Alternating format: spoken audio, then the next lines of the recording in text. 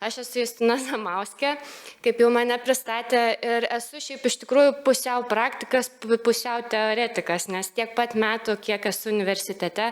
tiek pat metų esu versle, žodžiu, ir dirbu tiek iš teorinės pusės, tiek iš praktinės pusės su socialinių medijų komunikacija. Žodžiu, stengiuosi suprasti, o paskui stengiuosi pritaikyti. Tai tenka prisilies, žodžiu, ir prie politinės komunikacijos, ir prie verslo komunikacijos, valstybinių įstaigų, mokymų ir panašiai. Taigi, manau, kad labai svarbu suprasti iš abiejų pusių, jeigu norim žinot, kaip padaryti, kad būtų geriau. Tai ir mano pranešimas šiandien yra perskeltas į dvi dalis. Vienoje išgirsit, žodžiu, apie tuos informacinius burbulus, apie kuriuos čia šiandien labai daug kalbėjom. Kitoje išgirsim apie tai, kuogi ta komunikacija socialinėse medijose visgi skiriasi nuo tų tradicinių vadinamų medijų ir kodėl reikėtų suprasti, kad jos veikia kitaip ir kaip ten reikėtų elgtis, nes galbūt viena iš tokių pastebimiausių problemų man kaip praktikiai ir kaip teoretikai, tai yra ta, kad tuo kanalu labai dažnai yra naudojamasi, socialiniam medijam naudojamasi kaip tradicinė žiniasklaida. Naudojama, žodžiu, lygiai tais pačiais metodais, negalvojant, kur papuolam, kad papuolam visai kitą aplinką, kuri, pasižymi tam tikrom savybėm, apie kurias dažnai nepagalvojama, kada komunikuojame socialinius tinklus, nepagalvojama nei apie pasiekmes, nei apie lūkesčius auditorijos.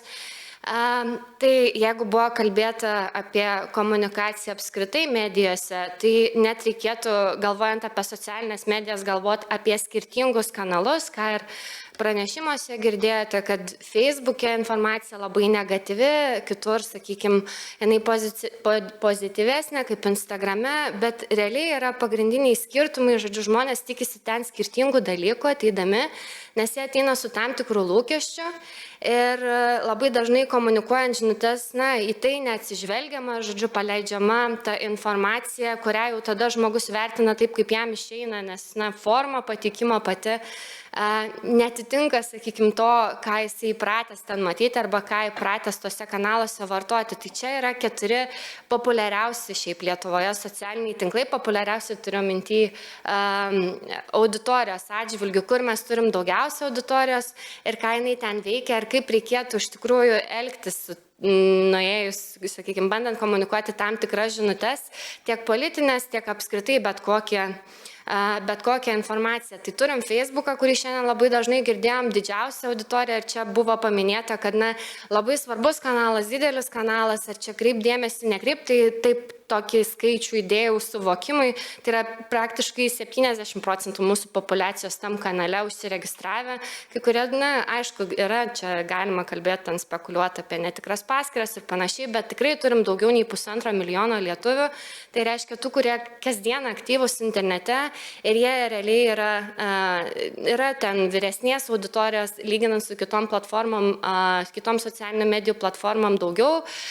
negu bet kuriam kitam kanale, kalbant apie Facebooką, bet pagrindinė auditorija yra tas rinkėjas, iš tikrųjų tas žmogus, kuris gali balsuoti ir tas, kuris gauna tas žinutes. O tuo tarpu Instagramas, TikTokas, kurį ir profesorius Šuminas minėjo, kad jame buvo labai nedaug politinės komunikacijos, ten tokie, aš mėgstu vadinti laukiniai vakarai, kur tikrai net verslai nežino, ką veikti, kurie investuoja kiekvieną mėnesį, žodžiu, ganėtinai didelius biudžetus į specialistus ir į komunikaciją. Tai politikoje mes, aišku, tada turim tokį atsargų požiūrį į tą kanalą, todėl, kad žmonės ten ateina pramogų, gana jauni žmonės. Čia jau tas mitas teisingas ganėtinai yra, kad pagrindas yra iki 24 metų amžiaus, nors tai irgi yra labai jaunas rinkėjas, kuris, tiesą sakant, TikToką jau naudoja ir tas informacijos paieškos poreikių tenkinti ne tik pramogoms, kas buvo, sakykime, to kanalo aušroj, kada jis pradėjo augti ir atsirado ir Lietuvoje. Ir kas atsitinka, kai politinė komunikacija, žodžiu, tarpsta tame kontekste socialinių medijų, kad yra tam tikrų galimybių, kuriomis naudojasi tam tikri judėjimai, sakykime, ir tam tikri populistiniai politikai. Tai yra didžiausia auditorija, daugiausiai įrankių, kaip mes galim prie tos auditorijos prieiti. Tai yra tiek, na čia aš išskyriau ir formatų gausą, tai yra kaip ir filmuotis galim ir įkelt žinutės, kurios ten kitą dieną dingsta, galbūt kažką labiau šaržuojančio ar negatyvaus pasakyti ir staiga, na, kitą dieną to turinio nėra. Yra reklamos įrankių, kuriais realiai galim pasiekti visus 2 milijonus lietuvių, kurie yra su tose socialiniuose tinkluose. Galimybių daug, o rizika tiesiog yra ta konkurencija, tai ne tik politinė komunikacija. Mes čia kalbėjom, na, girdėjau tokias mintis, kad, na, nematom, lyg tai savo burbuluose yra, todėl kad konkurencija yra tiek su kitom politiniam partijom, tiek su verslais, tiek su draugais, su šeimos nariais. Žodžiu, mes patekę į tą erdvę konkuruojam su visais dėl dėmesio ir tą dėmesį patraukiam, na, akivaizdu, kad ir politikai patraukia ne visada tinkamais arba ieško, sakykime, drastiškų būdų, kaip tą dėmesį patraukti. Ir ką tokiu, kaip reikėtų, na čia buvo išreikšta tokia mintis irgi reflektuojant, kad socialiniuose tinkluose lyg tai bandoma tiesiog šokiruoti, atkreipdėmėsi, kad nėra tam tikros, sakykime, tvarkos arba teisingų žingsnių, kaip ta komunikacija vystoma, tiesiog stengiamasi atkreipti kuo daugiau auditorijos dėmesio ir gauti iš tikrųjų na, kuo daugiau palankumo iš tų savo burbulų, prie kurių prieisim. Čia galbūt, nežinau, matysis turbūt trumpai, bet yra iš tikrųjų tos taisyklės, kaip ta komunikacija turėtų būti vykdoma, kaip jinai dažnu atveju yra specialistų, kokie žingsniai yra praeinami tam, kad ta žinutė pasiektų auditoriją tokia, na, pakankamai patraukli, kad ir kokia jinai, na, sakykime, būtų, galbūt čia, kaip kalbėjom, ne populiariausios ekonominės naujienos dar, tai kokios tai temos, kurias žmonės tingi skaityti, ką girdėjom šiandien arba tingi ieškoti informacijos, ką girdėjom iš pagrindinio šios dienos pranešėjo. Tai yra visas kelias nuo tikslų išsikėlimo lygiai, taip galiojantis realiai visiems, ar tai būtų politinė partija, ar tai būtų verslas, ar tai būtų veikėjai. Deja, ne visi, sakykime, turi tam tinkamus įrankius arba turi pakankamai žinių, kad suprastų, kad ta žinutė, na, kad ir kokia jinai būtų, pasiektų teisingą tą galutinį vartotoją. Tai galvojimas apie auditoriją, čia aš tokius gal iš karto pereisiu prie, kas liečia politikų komunikaciją, kas turėtų būti atlikta, kokie namų darbai turėtų būti padaryti, kad ta komunikacija būtų teisinga, na, gal, sakykime, taip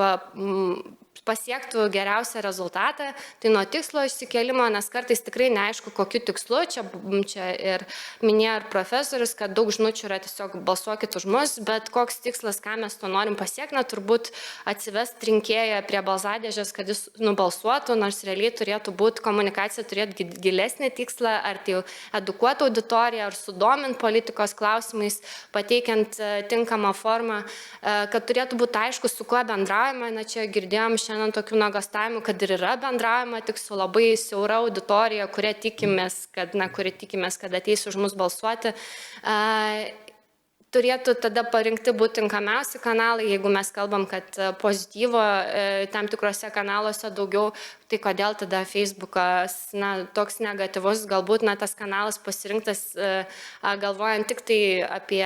bendrą sklaidą, bet ne apie kažkokius tikslus ir į lūkesčius auditorijos tenai ir ko auditorija tikisi, turbūt niekas nenori blogų naujienų, bet taip susiklosto dėl, na, aš tai pavadinčiau neperėjimo, nepagalvojimo apie kiekvieno kanalo paskirtį. Na ir čia toliau stilistika, kaip mes šnekam, kokiu tonu šnekam, ar mūsų auditorija tą kalbą, ar jinai supranta, ką mes norim pasakyti, nes dažnu atveju, kaip ir šiandien jau buvo minėta, na, auditorija priima tą žinutės labiausiai tada, kai jos atitinka būtent jų suvokimą, atitinka jų įsivaizdavimą ir panašiai. Tai tada jau, kada mes atitinkam tą auditorijos lūkestį, galim iškomunikuoti tokias temas, kokias norim, na, kada prisitaikom prie jų ir galim valdyti tada bendruomenę, kas nevyksta šiaip jau socialiniuose tinkluose. Ir toj parodysiu pavyzdžių, tai yra, na, bent jau kas liečia politinį kontekstą. kad ten pokalbiai vyksta į visas pusės, nors iš tikrųjų tai pagal teoriją ir pagal praktiką turėtų būti bandoma suvaldyti tą pokalbį arba daryti jį kryptingą ir tą diskusiją suvaldyti, na ir aišku, integruoti į bendras kampanijas, po to grįžtamą į ryšį žmonių nuomonę. Žodžiu, socialinių tinklų pradas, taip sakyčiau, buvo labai pozityvus apie tai, kad norėta įtraukti auditoriją į tą pokalbį, bet galiausiai, nesilaikant tam tikrų taisyklių, pametant galvą dėl dėmesio, žodžiu, nuo tų taisyklių pasitraukiama ir galiausiai tas pokalbis vyksta savo ir trokštama dėmesio, o ne auditorijos įtraukimo, nes, ta pirminė idėja tikrai buvo labai pozityvi. Na ir kas vyksta, jeigu ta komunikacija, čia kaip šiandien daug girdėjom, jinai yra labai kryptinga, ji skaldo visuomenę į tam tikras grupės, tai šiandien girdėjo tokį terminą, čia jis toks variacijas turėjo ir informaciniai burbulai, ir tam tikri burbulai, žodžiu, visi yra žodį burbulai girdėjo, aš čia pavadinau šuliniais, bet iš esmės tai turim sinonimą. Sinonimą, kas tai yra, tai socialiniuose tinkluose auditorija girdėdama tas kryptingas žinutes, jos kaip ir buvo minėta pradžioj šiandien simpoziumo,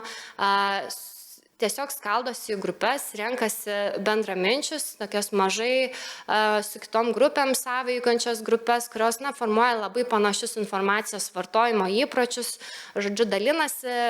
jų pirminius įsitikinimus ar bendrai idėjas palaikančius žmonės ir su jais renkasi bendrauti. Žodžiu, mokslininkai diskutuoja, yra skirtingų požiūrių, dėl ko taip įvyksta, kodėl tose socialiniuose tinkluose tos auditorijos būrėsi į tos burbulus, kad yra dvi ryškiausios, tai socialinės ir technologinės, ir šiandien apie jas buvo kalbėta, kad viena socialinės patys žmonės renkasi, jie nori ten būti, jiems lengviau, žodžiu, lengviau būti su tais, kurie pritarė jų idėjom, negu su tais, kurie prieštarauja. Ir yra tos technologinės, kada kaltinam socialinius tinklus, apskritai pačią technologiją, kad jie, žodžiu, įvelia mus į algoritmų į kontekstą ir mes, žodžiu, gaunam tokią informaciją, kokią, antai socialinės medijos nori, kad gautume, bet realiai tai priklauso vėlgi nuo mūsų veiksmų ir mums tiesiog duoda tą turinį, kurį mes labiau esam pasiryžę suvartoti, nes viskas yra apie informacijos vartojimą ir kuo didesnį įsitraukimą. Čia, žodžiu, yra, neskaitysim čia šitų didelių apibrėžimų, bet yra įvairių aspektų, kurie parodo, ar iš tikrųjų žmonės yra tame socialinio tinklo burbule, tai pavadinkim, informaciniam burbule, žiūrint iš socialinės perspektyvos, tai kas parodo, tai būtent tas dalinimasis kryptingom naujienom, kurios atitinka mūsų pirminius įsitikinimus, atitinka grupės, kurioje mes esam pirminius įsitikinimus, nedidelis šaltinių vartojimas, tai yra atsirinkimas tam tikrų šaltinių, kuriuose daugiausia, žodžiu, mūsų pažiūros atitinkančių naujienų. O iš technologinės pusės žiūrint, tai parodysiu tiesiog pavyzdį, bus paprasčiau suprasti, galima patikrinti tuos tinklus, socialinius tinklus ir pažiūrėti, kiek tie tinklai polarizuoti, tai yra kiek atsiskiria į atskiras grupės. Tai aš jau čia prieinu prie to, kur tas veda, nežinau, ganėtinai greitai kalbu, gal spėsim, kur tas veda, tai yra tie informaciniai burbulai, galim juos taip vadinti, galbūt ne šiandien visą dieną girdėjot ir nėra neteisingas tas terminas, tai yra veda link tų išankstinių nuomonių stiprinimo ir palaikymo. Niekada, žodžiu, suinteresuota grupė, kuri turi tam tikrus įsitikinimus, nepasidaro staiga kažkokia nuosaikesnė kitoms nuomonėms, nes būnant viduje skatinama yra ta nuomonė, ta, kurią visi palaiko ir tas skatinimas vyksta ir dažnai tos ekstremalios nuomonės stiprina ir stiprina, aišku, ir pačią polarizaciją ir tuos, kurie galbūt buvo nuosaikesni tam tikrom temom, tiesiog pastumė link ekstremalesnės nuomonės, ir link tos ekstremalesnės politinės pozicijos. Ir kas gali iš to atsitikti, čia tie 3 paskutiniai punktai, tai kraštutiniais atvejais galbūt pats švelniausias yra tas, kad mes pradedam laikyti tą kitą grupę, kuri turi kitą nuomonę, neinformuotais arba tiesiog neišprususiais. Mums jų nuomonė atrodo neteisinga ir viskas. Tai čia toks, sakykime, savo pačiam turėjimas, galbūt mintyje ir pasipriešinimas tai kitai nuomoniai dar netoks pavojingas, kaip iš tikrųjų iššaukimas tam tikrų realių veiksmų, nes esame matę tą ir Lietuvos kontekste. Socialiniuose tinkluose verda tas pokalbis ir tos pozicijos tol aštrinamos, kol išeina į gatves ir atsitinka tokie dalykai kaip protestai. Ir jie atsitinka nebe socialinių medijų įtakos, todėl kad ten lengviau bendrauti, ten lengviau susitarti, ten lengviau inicijuoti tokias idėjas, negu aišku, kur nors išėjus į gatvę. Tiesiog mes turim tam labai tinkamą platformą. Ir jau smurtas ar kažkoks terorizmas realiam gyvenime išvirstantis iš tų informacinių burbulų buvo matomas realiai ir Lietuvoje. Ir kas dar blogiau, tai šiandien jau girdėjom tą iš tikrųjų išsireiškimą dėl demokratinės sistemos pačios, nes toks susiskaldimas ir ta polarizacija tikrai gali turėti įtakos apskritai demokratinės politinės sistemos funkcionavimui, nes tam, kad jį funkcionuotų, tos auditorijos turi kažkaip atrasti bendrą sutarimą bent jau tam tikrais svarbiausiais visuomeniai klausimais. Tai iš tikrųjų, socialiniai tinklai ir tie burbulai, apie kuriuos mes gal kiek lengvai kalbam, žodžiu, turi didelės įtakos ir galios tam. Ir aš čia buvau įdėjus tokią, bet irgi jau šiandien girdėjo tą idėją tokią, diagramą, kurioje matosi, kas atsitinka, jeigu, susikerta kraštutiniai, tai pavadinkim, informaciniai burbulai, tai kraštutinių nuomonių, jeigu turim labai informuotus žmonės politiniais klausimais, labai besidominčius politiniam naujienom, tai dažniausiai jų idėjos yra labai kraštutinės ir garsiai girdimos. Ir jeigu priešingai turim tokius, kurie, žmonės, apie kuriuos šiandien irgi tikrai buvo užsiminta, kurie galbūt yra mažai informuoti, nenori domėtis arba renkasi galbūt netgi patys aktyviai nesidomėti politiniam naujienom, tai jie gali patapti tą lengvai paveikiamą grupę, todėl kad nieko nežino ir nori atrasti tą dvejonę paversti kažkokiu, galbūt tikėjimu, pasitikėjimu ir priimti tam tikrą sprendimą. Tai iš tikrųjų, tai prieš daugiau nei metus, galvoju, dabar jau 1,5 metų atgal atlikau tą tyrimą, analizuodama būtent Facebooką, dėl tų pačių priežasčių, nes mes ten turim didžiausią auditoriją socialinių tinklų vartotojų Lietuvoje. Tai tuo metu analizavau iš viso 8 Facebooko puslapius, darydama prielaidą, kad žmonės sekdami tų politinių idėjų, sakykime, puslapius, čia matot ir politinių partijų, ir tam tikrų judėjimų, tai pavadinkim politinių visuomeninių pavadinimus. Tai taupydama laiką neskaitysiu, bet dariau prielaidą, jog jie ir pakliūna į tos informacinius šulinius, todėl kad mato tas naujienas, patys įsitraukia aktyviai į komentarus. Į pabaigą. Tai tiesiog įrodymas, kad jie egzistuoja, ir kadangi yra dvi perspektyvos, tai abi perspektyvos tiek mūsų pačių elgsenos, tiek technologinė ir buvo patikrintos, tai čia tiesiog lentelė su pavyzdžiais, bet analizuotas buvo turinys pats, apie ką žmonės šneka, ir tie iš tikrųjų jų komentarai ir jų pasidalinimai tam tikrom naujienom tose puslapiuose yra kryptingi, būtent paskatinantis tikėti tam tikrom idėjom arba palaikyti tam tikrus įsitikinimus, tai dėja tyrimas parodė, kad taip ir yra. Ir čia yra tas technologinis, žodžiu, pavyzdys, kuris parodo, čia matot tuos 8 Facebooko puslapius ir matot ta krūva taškelių, tai yra naujienos, kuriomis tie žmonės dalinosi, sekdami vieną ar kitą Facebooko puslapį. Kas įdomiausia, tai yra realiai tie patys naujienų šaltiniai pagrindiniai, kuriuos mes naudojam realiai kiekvieną dieną, tiek Delfis, tiek 15 minučių, tiek LRT, bet naujienos praktiškai visiškai skirtingos, nes matė, ten buvo ne vienas 100 ir net ne 1,000 tų naujienų nuorodų. Tai reiškia, kad mes net būdami, net turėdami tą patį informacijos šaltinį, vis tiek renkamės naujienas labai kryptingas, tokias, kurios patvirtina, žodžiu, mūsų idėjas mūsų bendraminčių grupiai, tai pavadinkim. Tai čia iš tikrųjų buvo paskutinė mano skaidrė, tai kaip būtų galima apibendrinti, aš labai tikėjausi, kad galbūt įvesiu daugiau jūs ir supažinsiu, kas tas informacinis burbulas arba informacinis šulinys. Realiai tyrimais įmanoma įrodyti, kad jisai egzistuoja, vadinasi, mes turim tam tikrą kryptingą mąstymą, būdami tam tikroje grupiai, bet jeigu pasinaudotumėm tą schemą, kurią aš čia pačioj pradžioj parodžiau iš praktinės pusės žiūrint, ir ta komunikacija būtų vykdoma kiek teisingiau ir laikantis tam tikrų taisyklių ir socialinėse medijose, tai ta žinutė, kuri pasiekia auditoriją, galbūt būtų mažiau pavojinga, sakykime, tam demokratiniam procesui, prie kurio akivaizdu, kad ir socialinės medijos šiais laikais prisideda. Tai ačiū už dėmesį.